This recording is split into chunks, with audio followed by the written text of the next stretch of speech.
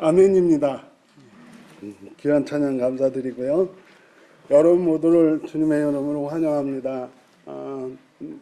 장소가 좋고 더운 관계로 짧은 말씀을 드렸으면 좋겠다라고 하는 소망을 갖습니다. 일단 박윤환 씨라고 하는 분의 글을 읽어드리고 말씀을 시작하려고 합니다. 박윤환이라고 하는 분의 글 중에 제목은 하나님 당신은 3등이십니다 라고 하는 글이 있습니다. 하나님 당신은 3등이십니다. 인터넷에 이렇게 치면 다 나옵니다. 내용은 이렇습니다. 1등은 하고 싶은 일, 2등은 해야 할 일, 3등은 하나님 만나는 일. 하고 싶은 일 다 하고 해야 할 일 다 마치고 나서 그 후에 여유가 있으면 하나님 만나줍니다. 하나님은 3등입니다. 어려운 일, 그 어려운 일이 생길 때도 하나님은 3등입니다. 내 힘으로 한번 해보고 그래도 안 되면 가까이 있는 사람에게 도와달라 해보고 그마저도 안 될 때 하나님을 부릅니다. 하나님 당신은 3등이십니다. 거리에서도 하나님 당신은 3등입니다. 나랑 가장 가까이 있는 것은 항상 나 자신입니다.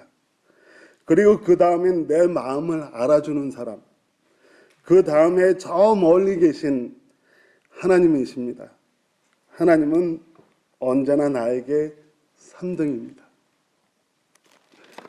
전반부만 읽어드렸습니다. 사실 내가 하고 싶은 일, 해야 될 일 다 해놓고 그리고 나서 하나님, 그리고 어려운 일 생기면 내 힘으로 해보고 그래도 안 돼서 누구한테 도움을 구해보고 그래서 안 될 때 하나님 찾아서 하나님 3등. 그리고 누군가의 거리를 잴 때 항상 나랑 제일 가까운 건 나 자신이고 그 다음으로 가까운 건 내 마음을 알아주는 사람이고 그 다음은 좀 멀리 계신 하늘에 계신 하나님입니다. 사실 아니라고 말하고 싶은데 절대 아닙니다 라고 말하고 싶은데 부정할 수 없는 것이 우리의 삶이고 신앙이기 때문에 참 부끄럽습니다. 그래서 저는 이 글을 읽으면서 우리의 자아상이 보인다. 우리는 언제나 하나님이 3등이었다 라고 하는 생각을 하게 됩니다. 이런 생각을 가지고 오늘 본문 말씀을 좀 보려고 합니다. 오늘 본문 말씀은 다윗이라고 하는 사람이 가장 중심에 있죠. 여러분 다윗이라고 하는 사람은 너무나 잘 알죠? 다윗 왕. 다윗은 이세의 막내 아들로 태어났습니다. 가만히 생각을 해보니까 막나로 태어났다라고 하는 게 요즘이야 막내면 온갖 귀여움을 다 독차지하지만 사실은 장자에게 재산의 2분의 1, 차자에게 재산의 3분의 1, 세 번째 아들에겐 재산의 9분의 1을 주는 게 이스라엘 법이라면 막내 아들에겐 별로 줄 게 없다라고 하는 겁니다. 바꿔 말하면 막내 아들은 아버지에게 받을 게 별로 없다라고 하는 겁니다. 이걸 아버지 입장에서 보면 줄 게 없기 때문에 막내 아들에게 별로 기대할 게 없다라고 하는 겁니다.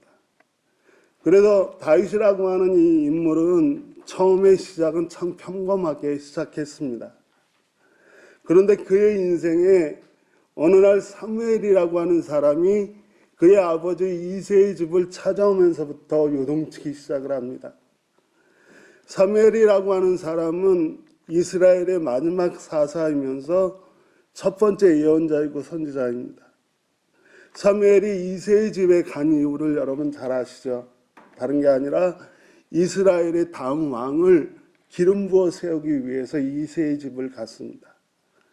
그래서 아까 설명드린 대로 막내에게 별로 돌아갈 것도 기대할 게 없기 때문에 위의 영부터 줄줄이 해봤지만 결국 사무엘이 이스라엘 왕으로 기름 부어 세운 건 막내 다윗이었습니다. 바로 그 순간부터 다윗의 인생은 큰 파도를 만나게 되는 겁니다. 그러면서 사무엘이 하는 말이 막내 다윗을 이스라엘의 왕으로 세우고 기름 부으고 하는 얘기가 그것이 하나님의 뜻이고 하나님의 계획이다 라고 말씀합니다. 그래도 하나님의 그 계획과 뜻에 따라 다윗은 엄청난 요동치는 인생을 그 순간부터 살게 됩니다. 다윗이 이스라엘 왕으로 기름을 붓자마자 그 사울 왕이 끊임없이 다윗을 경계하죠. 그리고 의심합니다. 그리고 죽이려고 합니다. 그것도 1, 2년이 아니라 수십 년간 10년이 넘도록 그 다윗은 사울 왕에게 위협을 느끼고 죽음의 위협을 당하면서 삽니다. 결국 사울 왕은 죽고요. 다윗은 왕이 됩니다. 이렇게 마음속에 정말 십수년 동안 정말 어려움을 겪었던 다윗이 왕이 되자 다윗은 정말 위대한 왕이 됩니다. 다윗은 왕이 되자마자 그 주변에 있는 여러 민족들을 정복해서 이스라엘이라고 하는 나라를 부강하게 만듭니다. 그리고 그가 하고 싶었던 일들 중에 하나인 시온이라고 하는 도성을 정복해서 예루살렘이라고 하는 이스라엘의 도시를 세웁니다. 그리고 이스라엘의 도시가 예루살렘으로 정해지자마자 다윗은 오벳 에돔의 집에 있는 하나님의 언약궤가 바로 이스라엘 백성에게는 하나님의 임재를 상징하는 상징이었습니다. 그래서 다윗은 하나님의 언약궤를 오벳 에돔의 집으로부터 시온으로 예루살렘으로 가지고 와서 성막을 짓고 안치합니다. 그 하나님의 언약궤가 시온 땅에 들어오는 날을 성경이 기록하는 내용을 여러분 수없이 많이 들으셨을 겁니다. 다윗은 정말 그 순간을 잊을 수가 없어서 왕임에도 불구하고 왕의 채통이나 체명 같은 건 다 집어치우고 춤추다가 자신의 허리띠가 풀려서 바지가 내려가는 것조차 모르면서 즐거워하고 기뻐했습니다. 그런 다윗이었습니다. 나라는 부강해졌고요. 그리고 나라는 든든해졌습니다. 그리고 백성들은 다윗을 왕이라고 칭송하고 칭찬합니다. 그리고 나서 많은 신하들이 그를 충성되게 섬깁니다. 그러다가 어느 날 아침에 다윗이 백향목으로 지은 왕궁에서 아침을 맞이합니다. 아침에 눈을 딱 떠보니까 자신의 그 이스라엘 왕궁이 어때요?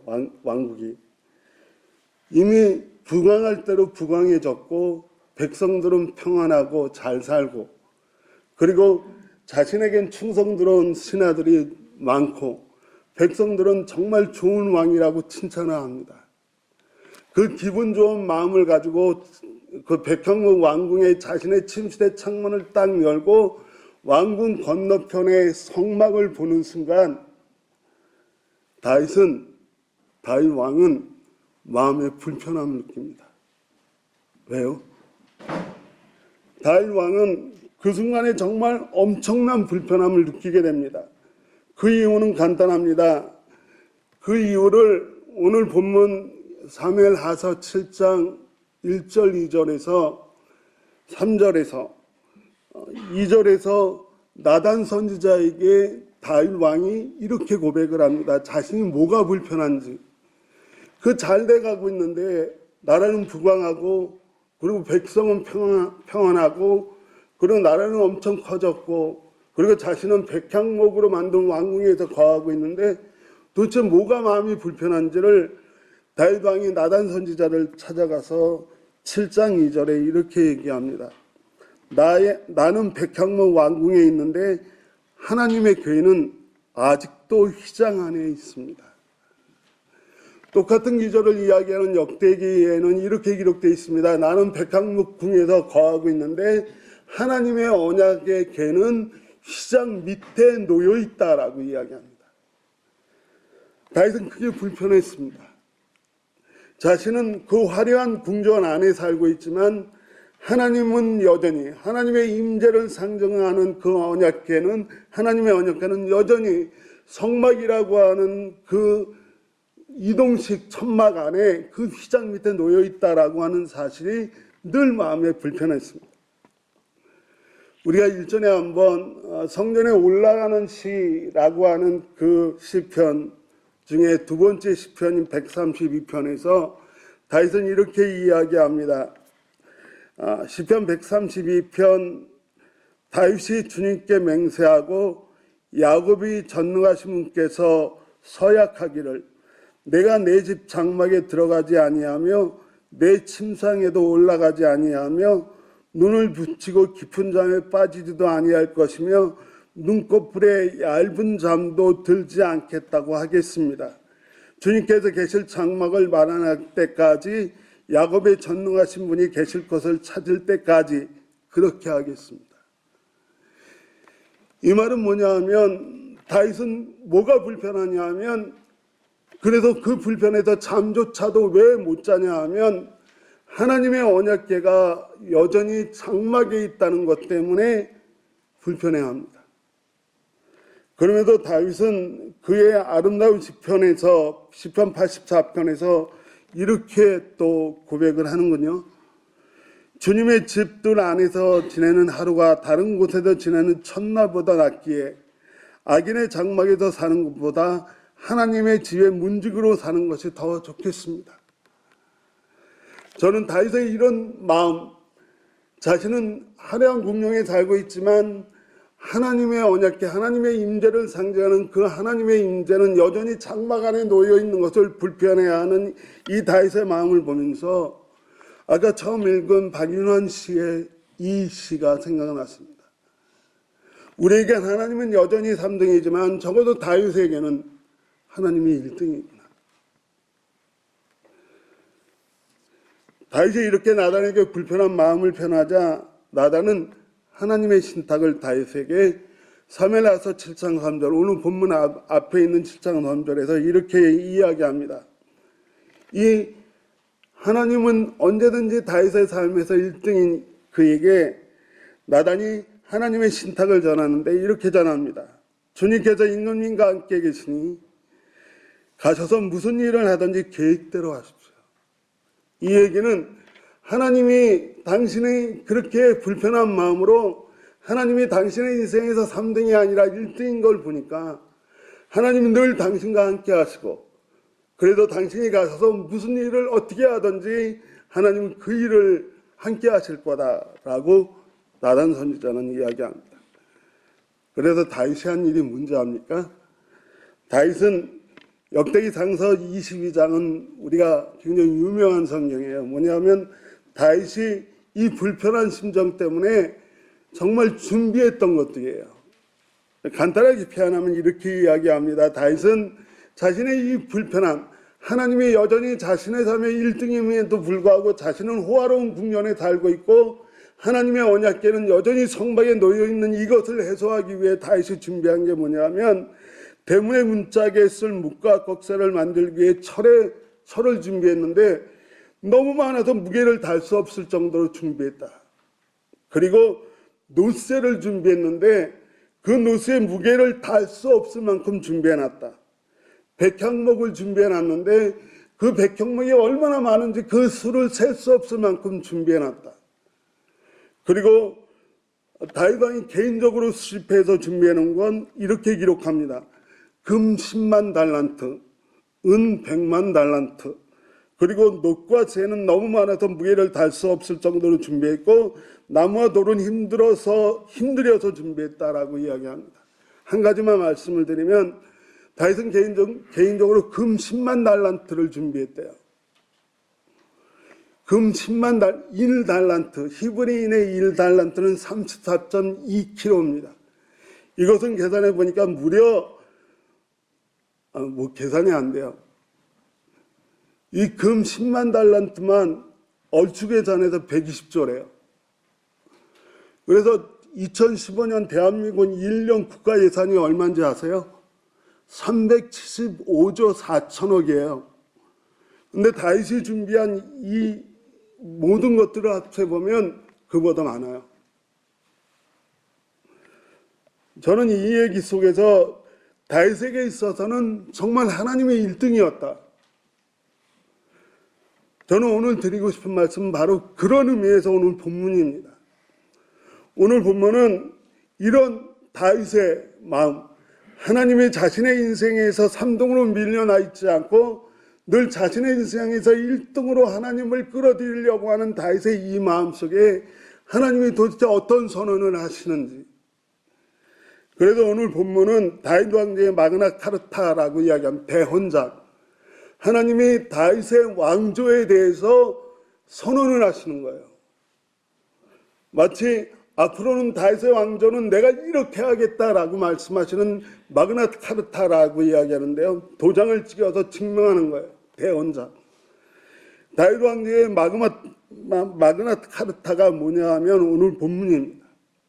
오늘 본문은 어떻게 읽어야 될까라고 생각했는데요. 오늘 본문에는 반복되는 한 구절이 있어요. 그게 뭐냐면 12절 말씀에 그의 나라를 든든하게 하겠다라고 말씀하세요.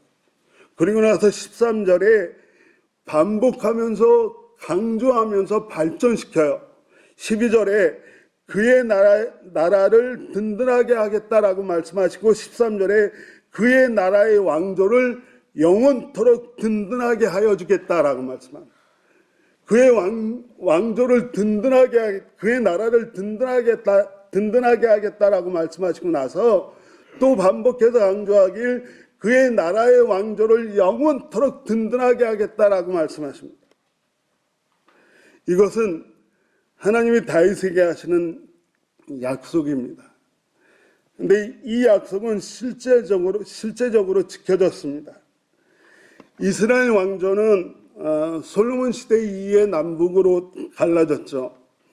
북왕국은 다윗 왕조의 반기를 들었던 여호보암이라고 하는 왕이 10지파를 합쳐서 북왕국을 세웠습니다. 그런데 북왕국은 200년 동안 존재했는데 19명의 왕이 있었어요. 근데 왕조가 몇 번 바뀌었냐면 9번이 바뀌었어요. 200년 동안 19명의 왕이 등장하면서 구태타가 9번 있었다는 얘기예요. 2번 왕하고 나서 뒤집어 엎어지고 2번 왕하고 나서 뒤집어 엎어지고 그랬다는 거예요. 그런데 반해서 남쪽 유다는 이 베냐민 지파, 유다 지파 두 지파가 구성해서 남쪽 유다라고 하는 왕국을 만들었지만 이 왕국은 다윗의 왕조를 계승했습니다. 그리고 북왕국은 200년 동안 존재했지만 유다는 350년 동안 존재했어요. 그런데 유일하게 다른 게 뭐냐면 북왕국은 9번의 왕조가 바뀌었지만 남쪽 유다는 단 한 번도 바뀌지 않았습니다. 남쪽 유다는 단일 왕조였습니다. 다윗의 왕조로. 하나님의 약속은 지켜졌습니다. 이제 말씀을 마치려고 합니다. 좀 짧은 말씀이 되겠죠. 여러분 분명히 기억하셔야 될 것은 하나님은 우리에게 1등으로 달려오십니다. 언제든지. 그런데 우리는 하나님에게 3등으로 걸어갑니다.